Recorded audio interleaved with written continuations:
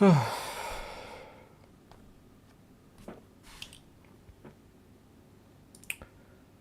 it's so tiring.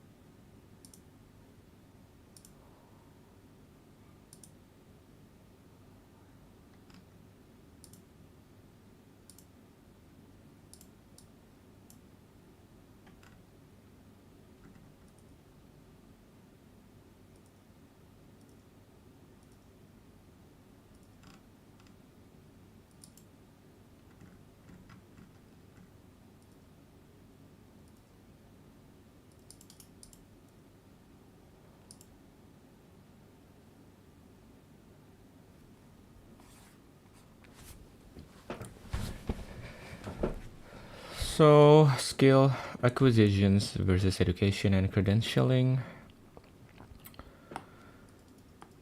Kecoretan kali ya. Despite the high-minded efforts of teachers and professors around the world, modern methods of education and credentialing have almost nothing to do with skill acquisition. Skill acquisition requires practicing the skill in questions.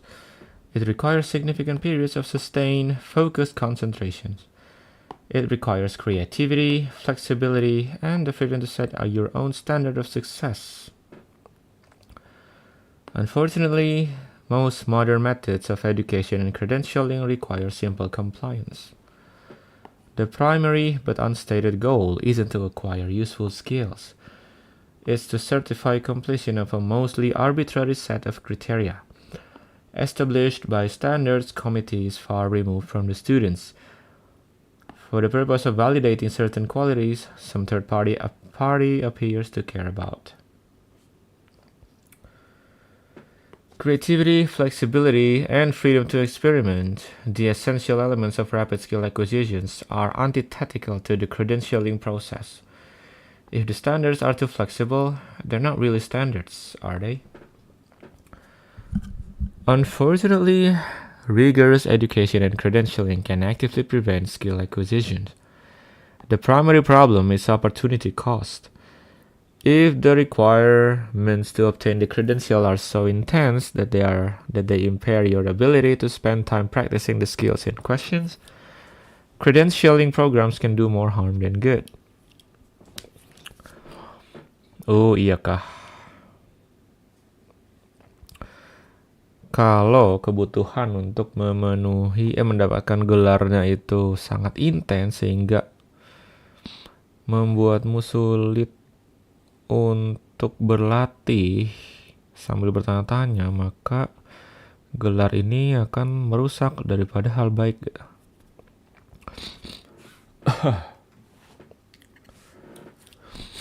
Take a smart, motivated individual who is interested in starting a software company. Completing an undergraduate degree in computer science at a prestigious university usually takes at least 4 years.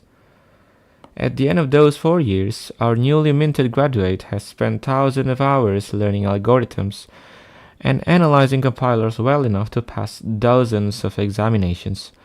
But she's no closer to founding a software company than she was when she entered the university. Our unfortunate student has memorized many things about computer programming, at least temporarily, but she still doesn't know how to create a computer program that people find useful enough to purchase. Starting a software company requires acquiring new skills.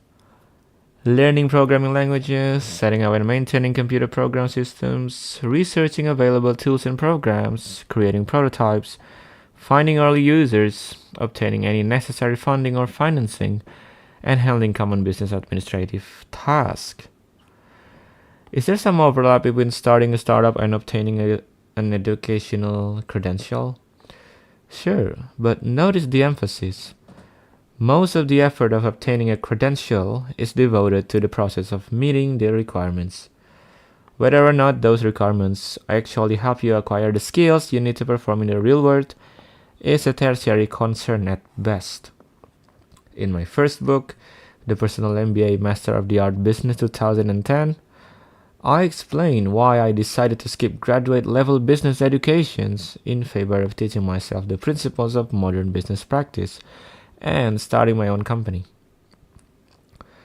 By avoiding business school and spending my time actually building businesses instead, I learned a ton and saved over $150,000 in the process. Given what I wanted to accomplish, dedicating time to business skill acquisition on my own was better than business school in every aspect. If you want to get good at anything where real-life performance matters, you have to actually practice that skill in context. Study by itself is never enough. Shit man, tamparan again. Jadi kalau pingin punya skill itu nggak bisa cuma sekolah atau belajar doang, tapi harus actually practice that skill in context. Alright, so ada Bro Rio versus Sis Selina. Mau gantian guys? 1 atau 2 paragraf per orang gitu. Okay, sure. Oke, let's go bro. Maybe Let me try. sampai yang kelihatan aja ya. Yeah, okay. Alright, good. Oh, what is this? Neurophysiology. The neurophysiology of skill, brain plasticity and muscle memory. Plasticity and muscle memory. One last thing before we jump into the nuts and bolts of rapid skill acquisition, you must really appreciate the fact that you're capable of acquiring new skills. This seems like an odd thing to say, but it's easy to believe your skills are fixed. That you are either good or talented or gifted or something, or you're not. In Mindset, the new psychology of success, 2007, psychologist Carol Dweck cites a wide body of research that indicates individuals commonly hold one of two views of how their minds work. According to Dr. Dweck, people with a fixed mindset assume that skills and talents are innate, that you are born with certain abilities that are what they are. If a person with a fixed mindset is not good at math, then extra effort practicing math is a waste. Why bother if you are never going to be good at it? Okay, good. Sini buku tentang how to learn anything fast, bro. Jadi the first 20 hours. Okay, so we need to translate it? I don't think so. All right. I still don't get it. What is called innate? Innate means natural, bawaan lahir. Oh, okay, innate. Okay. Mana tadi innate ya? Innate mana innate? Oh ini innate, bawaan lahir, right? Okay. Alright, good. How about you, Anna? Ini sis Anna ya? Sis Banana bukan ya? Hello. Hello, you want to read? Oh, yeah, okay, I'm good. No, I'm just reading, but I'm not following you guys.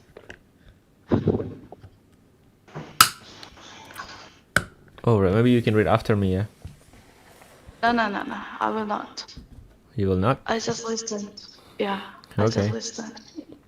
Yeah, it's too tiring today.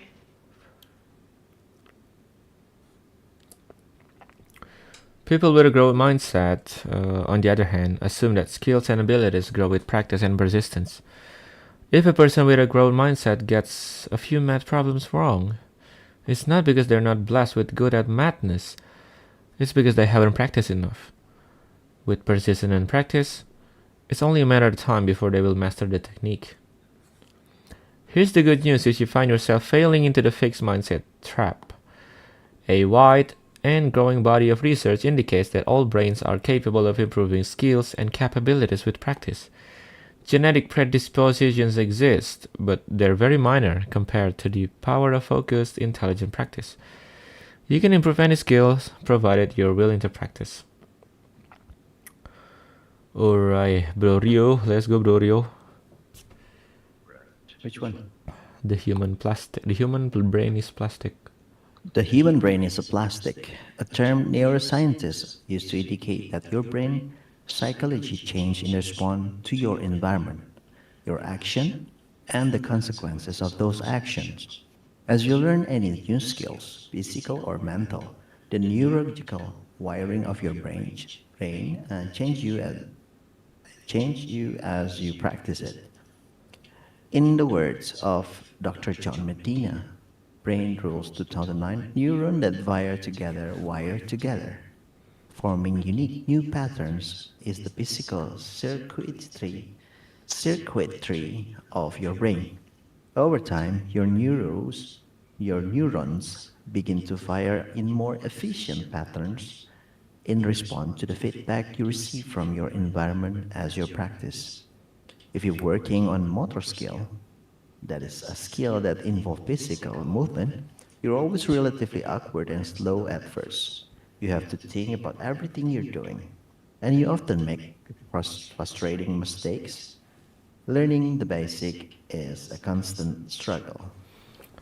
Oof, okay. Wow, a lot of difficult word. Ooh, like what? Just ask. Neuroscientist, science yang Neuroscientist, dengan neuron ya. peneliti saraf otak. Oh, saraf ya, ya, ya. So basically, psychology change respond to your environment. Okay. Yes. Ini keren that's- sih ini. Physically change respond to your environment, your action, and the consequences of the reaction. Jadi sebab akibat ya. Exactly. Hmm. That's why brain Ini. is plastic. Oh, oke. Maksudnya apa itu? Maksudnya fleksibel, adaptif, Oh, berubah. plastik as in bisa ini ya, bisa berubah, dinamis gitu ya. Yes, dinamis. The neural wiring of your brain change you as a practice at wiring tuh maksudnya connected gitu ya. Saat learning kan kita wiring saraf-saraf, sel-sel Oke. saraf di otak gitu. Oke, ini yang keren ini nih, forming unique new patterns in the physical circuitry of your brain. Oh, Yes. unique new pattern. Jadi sistemnya patterns ya yang kita pelajari di neuron ini ya. Yes, kalau kita bikin pattern dalam otak, itulah yang kita ingat terus. Dan katanya kalau otak itu menyimpan apa yang kita mau ingat. Jadi bukan karena kita sering membaca. Jadi kalau kita mau ingat, nanti dia ingat gitu. Kayak Yes. hard disk itu ya. We save yang kita mau simpen doang. Ya, it really involve also like relate-nya dengan motor skill nih. It seems like me. Oh ya. I'm more into like motor skill. Relate sih. I don't know about others, maybe you. Yes, I'm good. Okay. Thank you. Alright, bro, by the way ini di live stream ya, tapi nggak ada wajah kalian, nggak ada nama kalian sih. Live stream, what do you mean? I'm live streaming on YouTube. Oh really? Yes, the reading. Oh, It should be on TikTok, but I don't have the account. may I know the channel name? I So send it on can the chat. Subscribing. Nah, sis Ana kalau mau listening di situ boleh sis. Oh, so you like just Apa? Gimana? Kalau mau apa? Listening di live YouTubeku tuh di chat box. Oke. It's called TERAS Malam, Temu Literasi. NC Prof. Oh. Dia bilang professor now. TERAS malam. Oke. Jangan editing fast. Oke. Oh, it's funny. I can listen my own voice. Yes. Let's go lah ya, lanjut. Alright. As you practice, your muscle coordination becomes more automatic and synchronized with your mental processes. You gain the ability to pay more attention to the subtle elements of what you're doing, and you learn to adjust your approach to the feedback you get from the environment. You start doing more of what works and less of what doesn't. Eventually, you're able to perform without conscious attention to every detail. In academic literature, this general process is called the three-stage model of skill acquisitions, and it applies to both physical and mental skills. The three stages are: number one, cognitive stage. This one is the early process. Understanding what you're trying to do, researching, thinking about the process, and breaking the skill into manageable parts. Number two, associative stage. Practicing the task, noticing environmental feedback, and adjusting your approach based on that feedback. Number three, autonomous stage. Performing the skill effectively and efficiently without thinking about it or paying unnecessary attention to the process.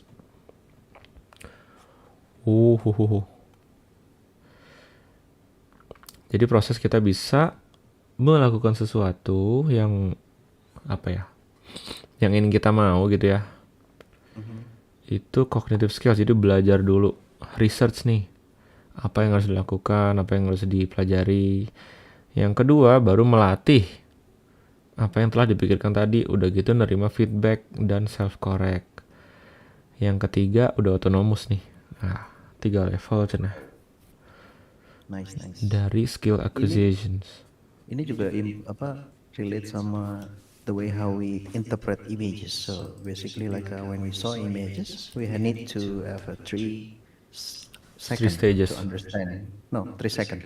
3 This one is seconds. much more longer ya. Kalau ini kognitif, asosiatif, autonomous Oh kan iya. mungkin ya. Kalau for visual, so we need to 3 seconds. First is to early stage-nya tadi is to look what is the images. Let's say, and then the second one is we understand that is apple. Okay, let's say the apple will describe. Tapi apple apa nih? And then the third one, red apple. Jadi there's a 3 second to understand. It's almost the same. The brain also work like that. Yes, Jadi kalau misalnya kita interpreting lihat images. teks terlalu cepat gitu, kita nggak bisa interpret gambar sebetulnya. Guys, how you say literator in academic liter? What the fuck? In academic literally. Okay. Literature.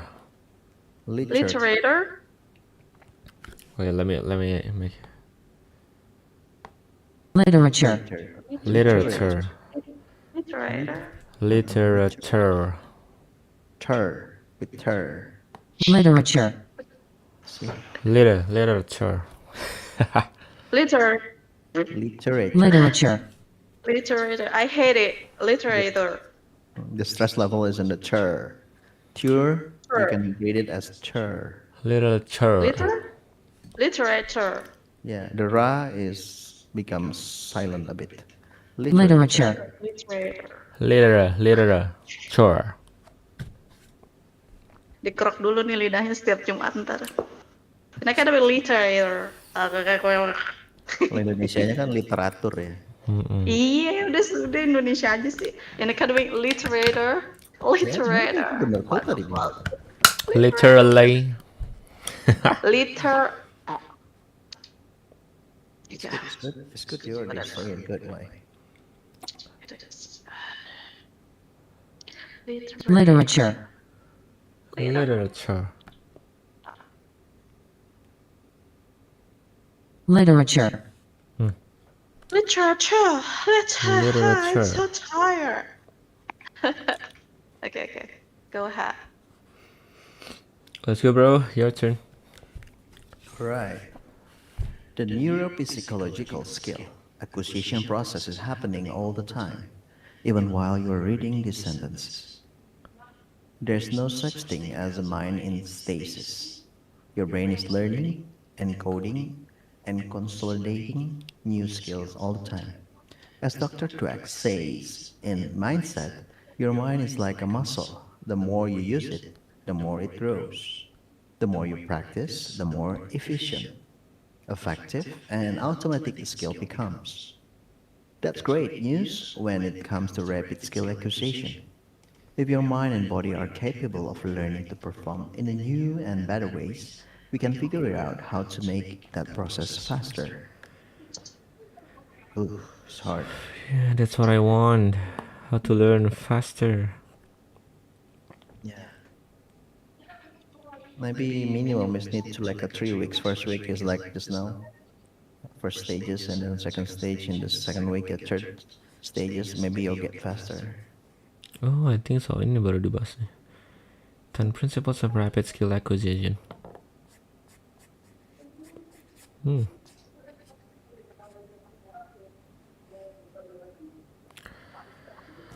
Okay, 10 Principles of Rapid Skill Acquisitions.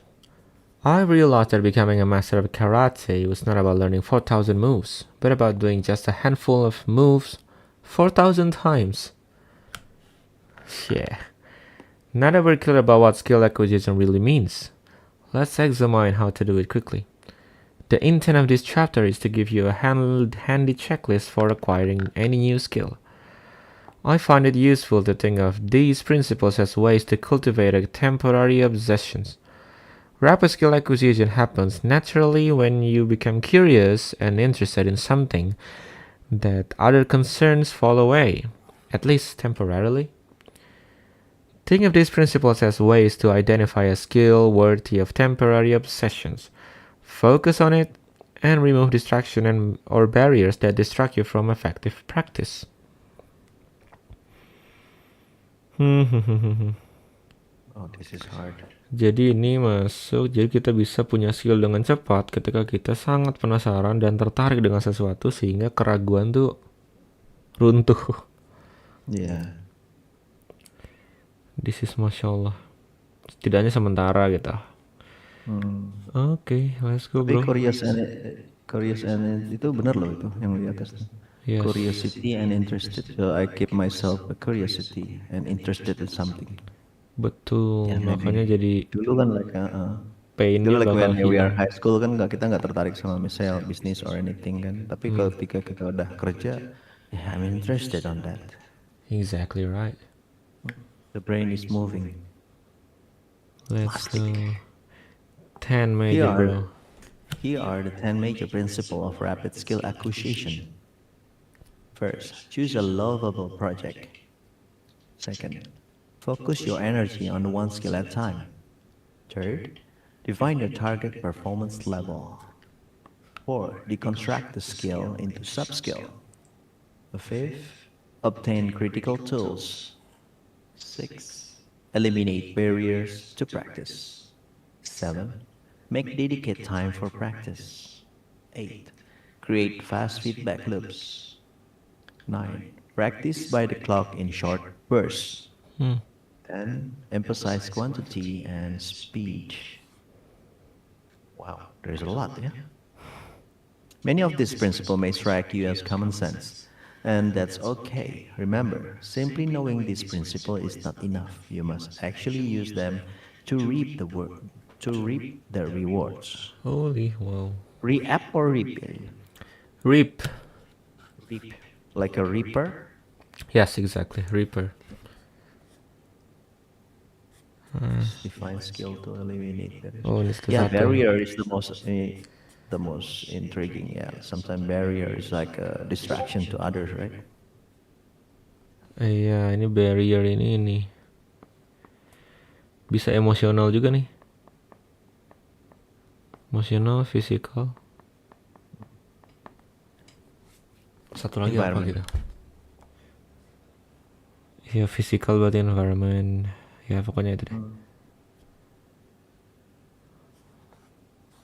Short burst. Oh, jadi short tapi bursting ya dia. Practice by the clock in short burst. Jadi sedikit-sedikit gitu, tapi di jam yang sama terus. Praktisnya di waktu yang sama setiap hari, tapi sedikit-sedikit aja gitu. Jangan langsung praktis 1 hari doang tapi 10 jam gitu. Okay, let's hear the explanations.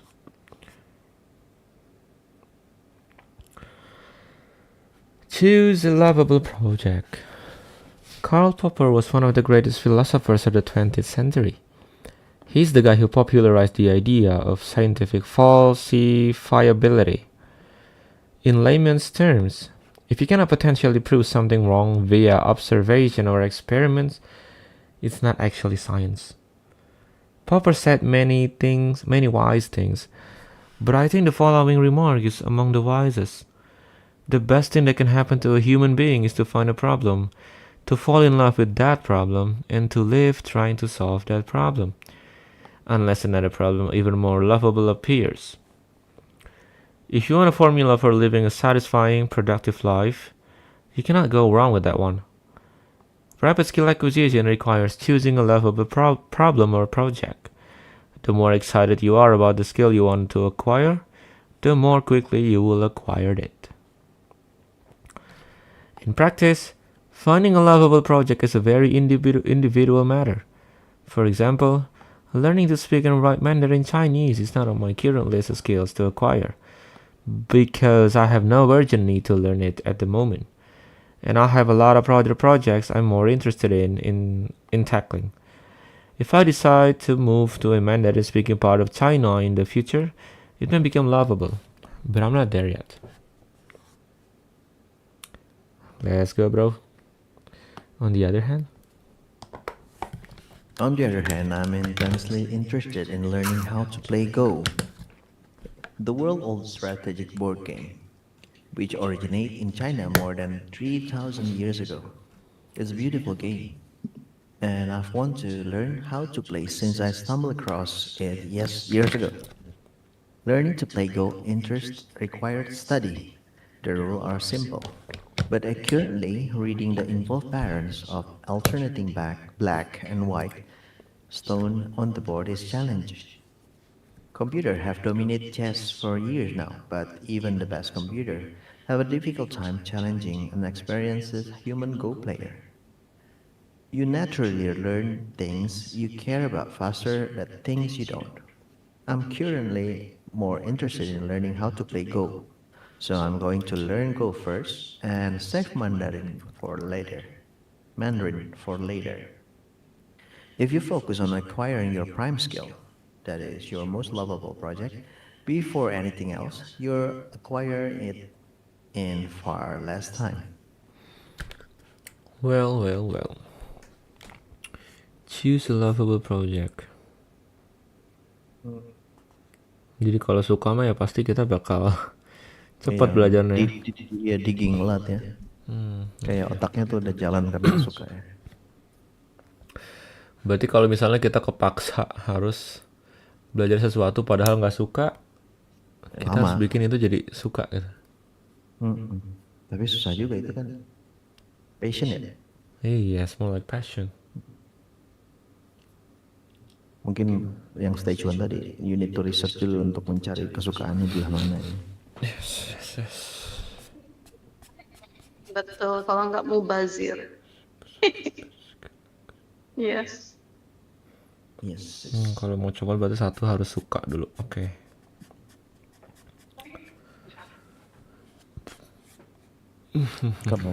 Keren ya bukunya. Asik. Number 2. Focus your energy on one skill at a time. One of the easiest mistakes to make when acquiring new skills is attempting to acquire too many skills at the same time. It's a matter of simple math. Acquiring new skills requires a critical mass of concentrated time and focused attention.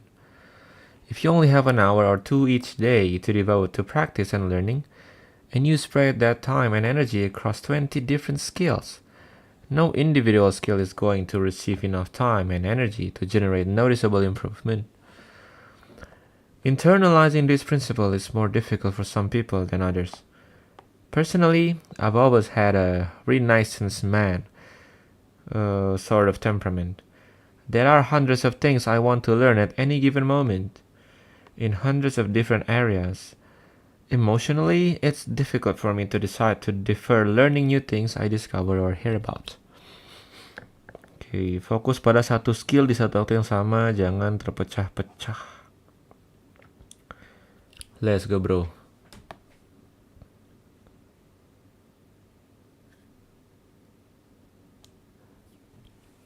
Bro Rio, are you still there?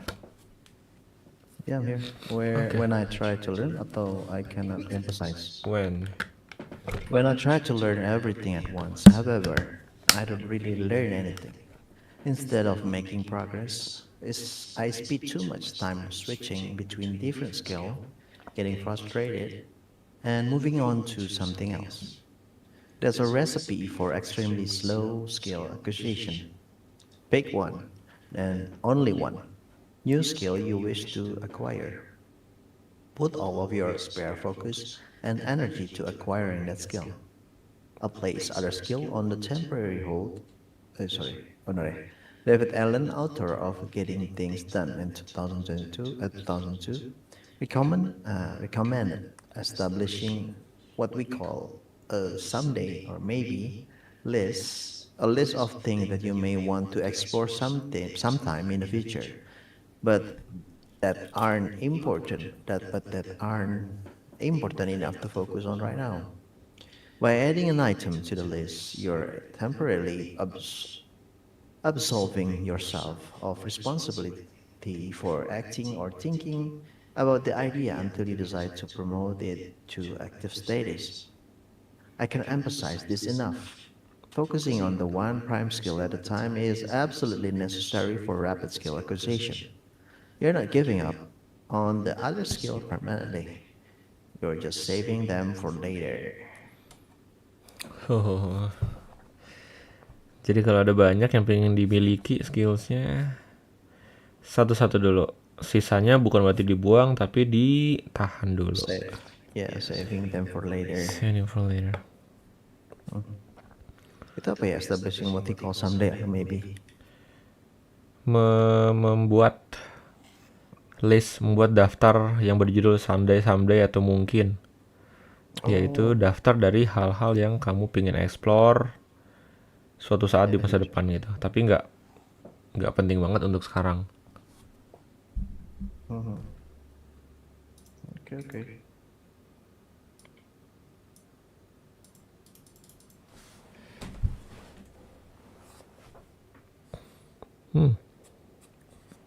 Wow. How can you read fast like that? Your script scrolling. I haven't. My eyes like following it. Sorry. It seems like you're scrolling and then like you assuming what you're going to read. I'm just measuring how long is it. Oh. Number 3, define your target performance level. A target performance level is a simple sentence that defines what good enough looks like. How well would you like to be able to perform the skill you're acquiring? Your target performance level is a brief statement of what your desired level of skills look like. Think of it as a single sentence description of what you're trying to achieve and what you'll be able to do when you're done. The more specific your target performance level is, the better. Defining a target performance level helps you imagine what it looks like to perform in a certain way. Once you determine exactly how good you want or you need to be, it's easier to figure out how to get there.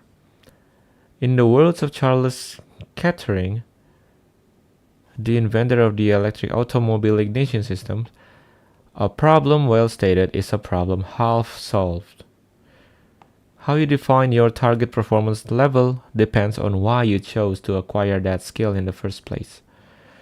If your intent is to have fun, your target is that point at which you stop feeling frustrated and start enjoying the practice itself. If your intent is to perform, what is the minimum level of performance you're willing to accept at first? So, tahap 3 setelah harus suka dan harus fokus ke satu hal. Yang ketiga, tentukan nih yang cukup bagimu itu seperti apa. Levelnya di mana gitu ya. Iya, apakah cukup kalau udah ngerasa fun ya udah berhenti? Atau ngomong dia kalau stres tuh gimana tadi dibilang apa? Yang mana? Stres. Di bawah tuh ada yang dia bilang kalau lu merasa stres. Mana ya tadi ya?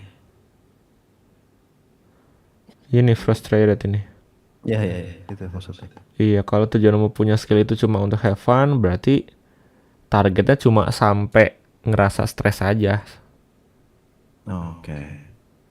Tapi kalau niatnya buat bisa perform skillnya dengan baik, ya tentukan mau baiknya tuh kayak gimana gitu.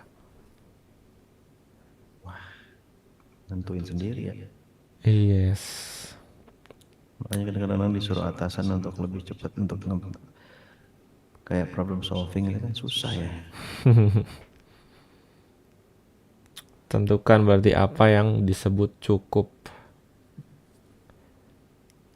Damn. The best target performance level seems just out of reach tuh dia bilang gitu. Oke, Not out lanjut of bro. As a rule, the more relaxed your target performance level, the more rapidly you can acquire to associate skill. If you are operating under world-class mastery mindset, this may feeling like a cheating. You're just lowering the bar so you can win faster, right? Oh, that's exactly what we are doing. And it's not cheating. Remember, world-class mastery is not the end point of rapid skill acquisition. We are shooting for capability and sufficiency at maximum speed, not perfection. It is important to note that some skills have safety consideration, which you should always include in your target performance level. Getting hurt or killed, acquiring a new skill defeats the purpose.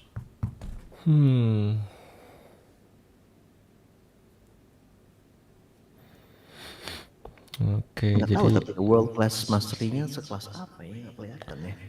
world class Itu mastery susah. itu kalau jadi tujuan buku ini bukan membuat kita jadi world class mastery, tapi lebih ke ya udah cukup aja sama mampu untuk menjadi world class mastery gitu. Jadi nyiapin kapasitasnya aja. Hmm. Gimana caranya hasilnya kelihatan paling cepat gitu. Mhm. Kalau world class mastery kan ini Sufficiency. yang 10,000 hours itu loh bro. Oh, I see. Sufficiency sama efisiensi apa ya? Sama ya? Beda. Efisiensi itu seberapa cepat nyampe tujuan. Kalau Kalau sufficiency kecukupan. oh kecukupan. Ini at maximum speed berarti ya seefisien mungkin gitu maksud ini. Yeah, sometimes also good ya doing in speed. Ini biar bisa Di- adaptif cepet banget. Relate lagi nih.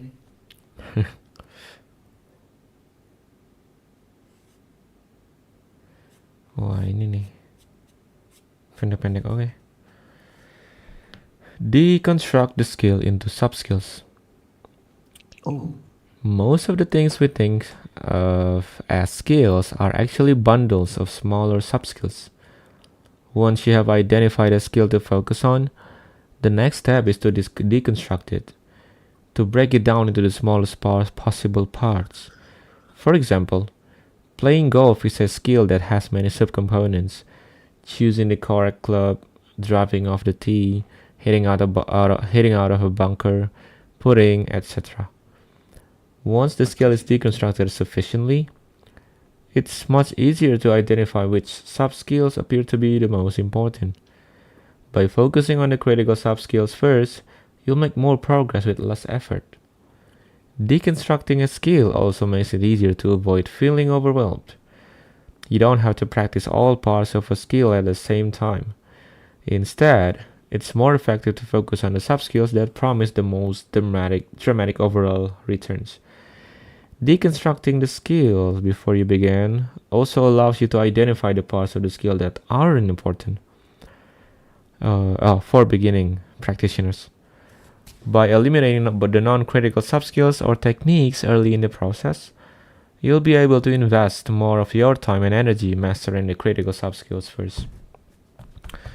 Wah, ini bener sangat effort sih. ini udah breakdown banget nih. Iya, jadi di breakdown isinya ada apa aja, terus pilihin mana yang paling penting, nah itu yang dipelajari duluan gitu. Cuman setahuku kadang untuk bisa paham yang paling penting tuh harus yang kurang pentingnya juga dipahami dulu kadang gak sih? Iya, basic. Ini kayak ngomongin golf ya. Dia ngomongin correct club, driving tee, hitting bunker itu udah advance. Yang bener adalah swing the clubnya dulu kan. Iya, exactly, betul. Iya, jadi kan basicnya itu kan itu ya. Tadi lo bilang apa? Masuknya sini ya, etc. ya. Iya, yang sub skillnya itu yang paling basic lah ya. Susah lagi main golf. I did it. Dipecah. Pas banget. Oke lah, let's go bro. Wait.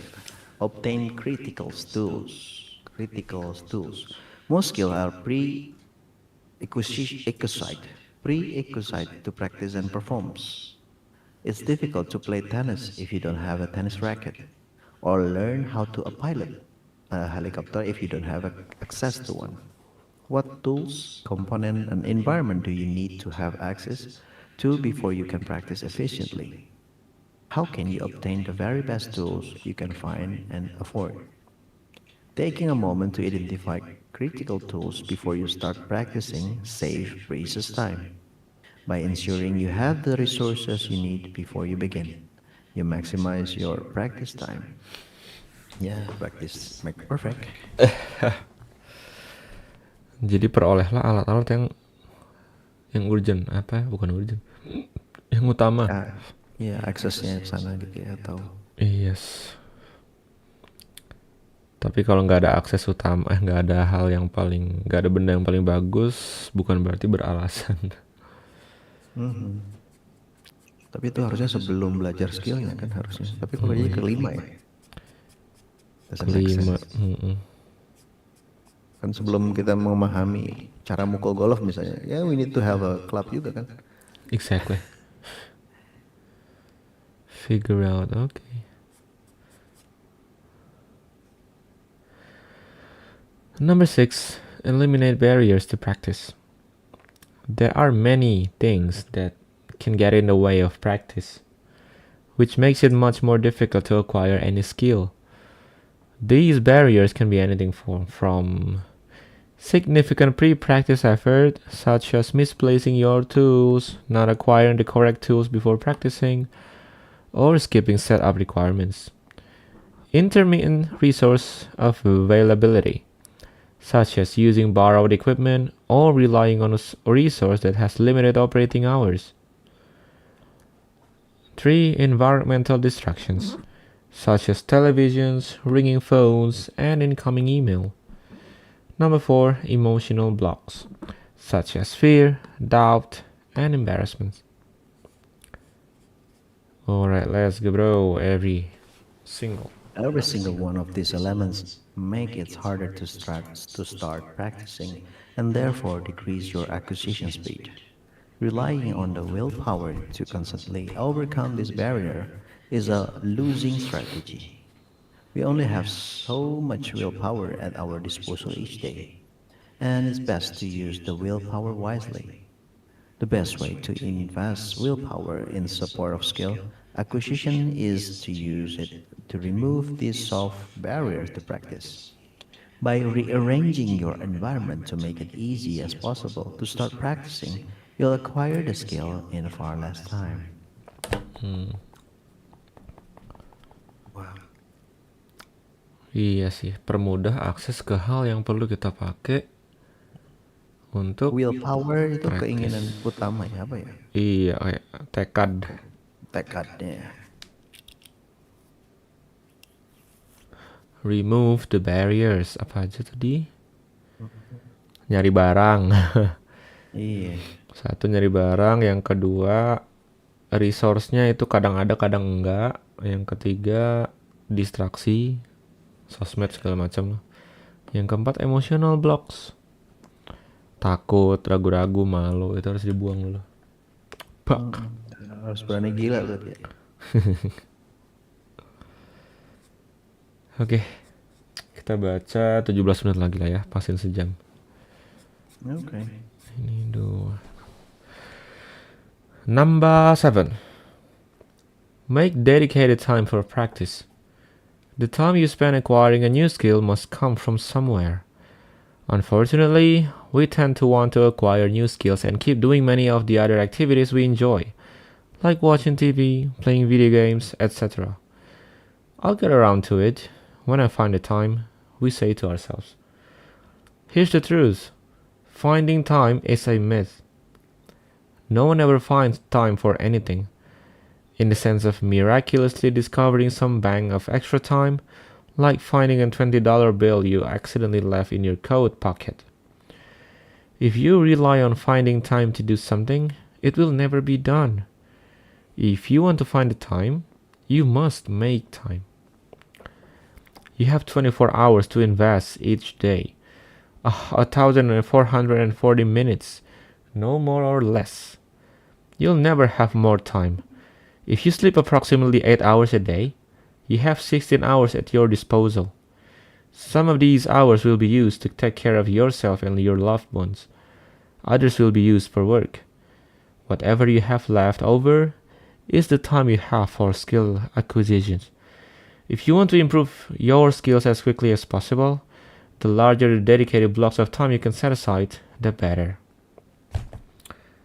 Oke, so informasi sementara. Jangan nunggu nanti, tapi harus nyempetin gitu kalau mau mulai praktis. Karena nunggu nanti is a bullshit. Yeah, make time. You need to make time. Make time. Let's go, bro. The best approach to making time for skill acquisition is to identify a low-value use of time, then choose to eliminate them. As an experiment, I recommend keeping a simple log of how you spend your time for a few days. All you need is a notebook. The result of this time log will surprise you. If you make a few choices, you cut low-value use of time. You'll have much more time for skill acquisition. The more time you have to devote each day, the less total time it will take to acquire new skill. I recommend make time for at least 90 minutes of practice each day by cutting low value activities as much as possible. I also recommend pre-committing to completing at least 20 hours of practice. When you start, you must keep practicing until you hit the 20-hour mark. 20 hour, okay. If you get stuck, keep pushing. You can stop until you reach your target performance level or invest 20 hours. If you're not willing to invest at least 20 hours upfront, choose another skill to acquire. The reason for this is simple. The early part of the skill acquisition process usually feel harder than they really are. You're often confused and you'll run into unexpected problems and barriers. Instead of giving up, when you experience the slightly difficult, pre-commit to 20 hours make it easier to persist. Damn. Gila ya, disiplin ini mah. Iya. Jadi pokoknya lanjut aja sampai ngena ke sampai totalnya 20 jam. Kalau nggak sampai ya udah pilih skill lain gitu. Dan 20 jam pertama ini pasti paling berat. Usually feel harder than they really are. Tapi setelah lewat 20 jam berarti harusnya sih lebih mudah ya. Iya, tapi berapa hari itu? Kapan dicicil? Kalau 1,5 jam mana tadi ya? 1,5 jam per hari berarti berapa? 6 hari seminggu. Disiplin kan jatuhnya. Iya. Konsisten.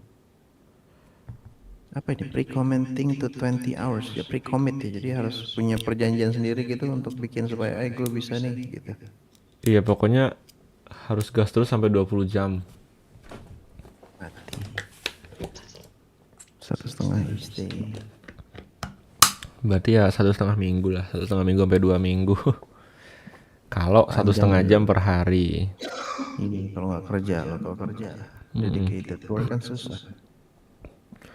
Bisa lah 1,5 jam sehari mah ya. Susah bro. Kalau ya kalau kita kan misalnya entrepreneur ataupun yang building up usaha sendiri, terus di situ aja sudah komit kan. Lumayan mahal sih emang. Investment. Think of this approach as an exercise in grit. You're not gonna let some silly little issues stop you from doing what you have decided you really wanted to do. You'll either solve the problems or do your best until you reach the 20-hour mark. At that point, you'll be in no better position to decide how to proceed. Pokoknya kalau 20 jam udah kesananya bakal lebih mudah. Gitu Cen. Kayak burnout tuh ya. I guess bakal burnout sih. 8. Create fast feedback loops. Feedback means getting accurate information about how well you are performing as quickly as possible. The longer it takes to get accurate feedback, the longer it will take to acquire the skill. Take the art of cheese making, for example. The subtle chemical process that create fine cheese often take months or years to complete, and there's no way to rush the process without ruining the result. If it takes 6 months to determine whether or not your cheese is any good, the delay in feedback makes it difficult to acquire the skill quickly. Fast feedback naturally leads to rapid skill acquisition. If feedbacks arrive immediately or with a very short delay, it's much easier to connect that information to your action and make appropriate adjustment. The best form of feedback are near instantaneous. That's why a skill like programming can become merely addictive. You make a change, and few milliseconds later, the computer tells you whether or not it worked. If you don't like the feedback, let's say my program crash, make another change and try again. Fast Banget tuh. feedback. Iya, itu kayak bikin coding coy. Salah. Visual nggak jadi, ulang lagi. Yeah. Menyebalkan ini. Means getting accurate information about how well you're performing as quickly as possible. Iya, akurat itu is not my birth name. Kadang-kadang typo, kadang-kadang salah, kadang-kadang satu huruf aja hilang. Kan di IT kan nggak bisa deh. Right. Tapi intinya kita selama praktis harus nge-feedback nih. Bener nggak sih yang kita lakukan gitu? Oke. Itu kayak kita mengkurasi diri sendiri gitu ya, kayak ngecek gitu. Kita udah nyampe mana? Iya, lebih enak kalau ada guru. Betul. Makanya seringnya my program is crash, even like my head is crash. Okay. There are many potential sources of useful feedback. As Atul Gawande, veteran surgeon and amateur tennis player, explained in an article in the New Yorker, experienced coaches and mentors can give you immediate feedback on how you're performing and recommend necessary adjustments. Coaches aren't the only source of fast feedback. Capture devices like video cameras can help you watch yourself as you perform. Tools like computer programs, training aids, and other devices can immediately indicate when you make a mistake or something is amiss. The more sources of fast feedback you integrate into your practice, the faster you'll acquire this skill. Betul, coaches, mentor lebih enak untuk ngasih feedback. Tapi kalau nggak ada, ya rekam aja diri sendiri gitu. Terus tonton. Ya itu kan perlu waktu juga. Betul. Pernah sih, emang kalau kayak bela diri mungkin bisa ya, kita bisa videoin, kita tahu gerakan kita kurang bagus gitu, kita rapihin. Tapi ada coach emang enak sih sama mentor. Yes. Makanya petinju pasti ada pelatihnya yang nggak bisa tinju.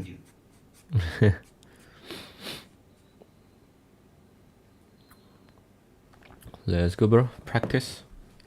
9. Practice by the clock in short bursts. Our minds are built to learn, to notice patterns, simulate potential course of action, and figure out what's probably going to happen next. They're not to build to accurately estimate time, how long something will take, or how much time you're spent doing something. In the early phase of practicing new skill, it's very easy to overestimate how much time you spend practicing. When you are not good, and you know it, time seems too slow to crawl, and it feels like you've been practicing for a longer period of time that you actually have. The solution for this is to practice by the clock. Buy a decent countdown timer and set it for 20 minutes. There's only one rule. Once you start the timer, you must practice until it goes off. No acceptation.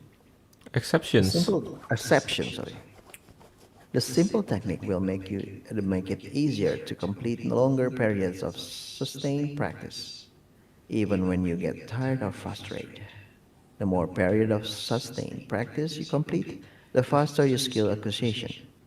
Set aside of 3 to 5 practice sessions a day, and you'll see major progress in very short period. 20 menit kali 5, 100 menit, 1,5 jam, iya. Ya, ngejarnya per 20 menit ya. Iya, antara sejam sampai ini 1,5 Sehari ya? sehari. Mampus, sudah kayak lari ya, di timing sama dia ya. Tapi pernah sih aku bro, ini kan mirip kayak Pomodoro ini ya, Pomodoro teknik tiap 20 menit ya. Minusnya itu ketika Apa itu 20 Pomodoro? ya, jadi 20 menit fokus, 5 menit istirahat. Lanjut lagi 20 menit, 5 menit istirahat gitu. Katanya Ya. bisa lebih menjaga fokus tuh kayak gitu. Bener sih. Cuman kan ketika start lagi lu lupa sampai mana. Iya, itu dia. Jadi ketika udah istirahat malah drop lagi gitu. Harus Betul. ngebangun momentum It's not lagi. work for art. Kalau it's not work for art, kan let's say I'm doing design ya. Client ask me to do this and then I'll start. Okay.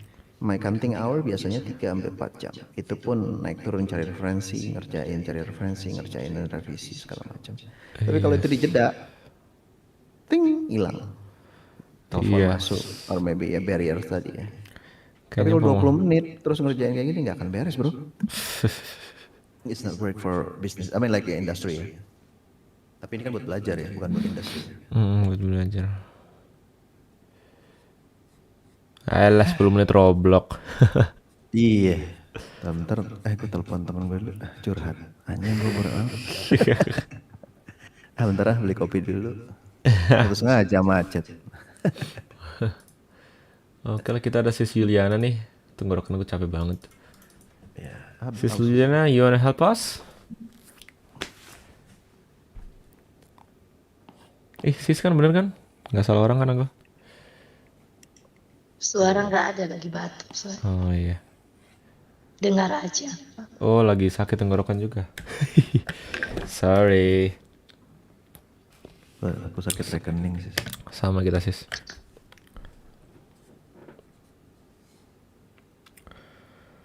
Number 10. Emphasize quantity and speed. When you begin to acquire a new skill, it is tempting to focus on practicing perfectly. A recipe for frustration. Your performance, of course, won't be anywhere close to perfection. Instead of trying to be perfect, focus on practicing as much as you can as quickly as you can, while maintaining good enough form. In Art and Fear 2001, authors David Bayliss and Ted Orland share a very interesting anecdote on the value of volume.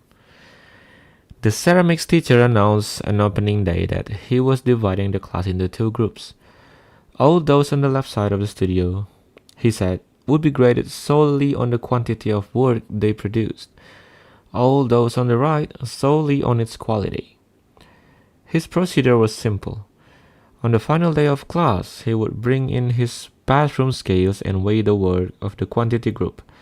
50 pounds of pots rated an A, 40 pounds a B, and so on. Those being graded on quality, however, needed to produce only 1 pot, albeit a perfect one, to get an A. Well, come grading time, a curious fact emerged. The works of highest quality were all produced by the group being graded for quantity. It seems that while the quantity group was busily churning out piles of work and learning from their mistakes, the quality group had sat theorizing about perfections, and in the end had little more to show for their efforts than grandiose theories and a pile of dead clay. Katanya quantity lebih penting daripada quality, cenah. Tapi dia ngomongin clay kan ya? Clay itu maksudnya dia bikin clay keramik itu ya? Keramik tanah liat. Yang satu bikin cepet-cepet, yang satu bikin quality bagus gitu ya. Churning itu apa ya? Churning? Churning. Pusili. Mengurai kan ya, mengurai gak sih? Oh, let me see. Churning out piles. Churning out piles. Stir. Dari kata churn ya. Mengaduk-ngaduk. Butter, oke. Oh, yang bikin bahannya kayaknya ya. Yang muter-muter itu ya? Ya. Churning. out piles of work. Jadi si quantity mah ya udah coba-coba terus gitu. Tiap ada error perbaiki. Kalau si yang quality itu lebih ke banyakan mikirin ini teori Perfection. gimana caranya supaya sempurna gitu. S1 lah ini ya. Iya. Oke, last nih. Skill is the result of deliberate, conscious practice, and in early stage practice, quantity and speed trump absolutely quality. The faster and more often you practice, the more rapidly you acquire the skill. That's not only to say that you should ignore good form while practicing. Some skill, particular skill that require physical action or motion, require a certain quality of form to perform well. If you are practicing your painting techniques, going Jackson Pollock on 100 canvases is the day isn't going to help you if your aim is to paint life like portraits. Technique matters. First, ensure you're practicing using form that good enough to satisfy your target performance level. Once you're practicing in a good form at least 80 to 90% of the time, crank up the speed for faster skill acquisition. That's it. 10 simple principles that will ensure you go about practicing your prime skill in the most efficient and effective way possible. Oh, Masya Allah. Masya Allah, tabarakallah. Oh, ini ada penjelasannya. Kalau yang art tadi sih relate sih. Jadi kalau misalnya ngelukis itu kan kita belajar proporsi, belajar apa kita kadang-kadang kalau dikebut-kebut tugas juga kadang-kadang kan dulu tugas kuliah. Gambarnya menyon-menyon mesti kan proporsinya.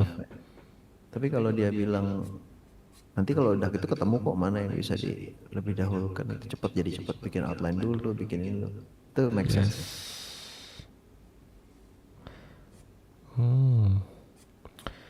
Oke, masih ada penjelasannya, tapi kita nanti deh.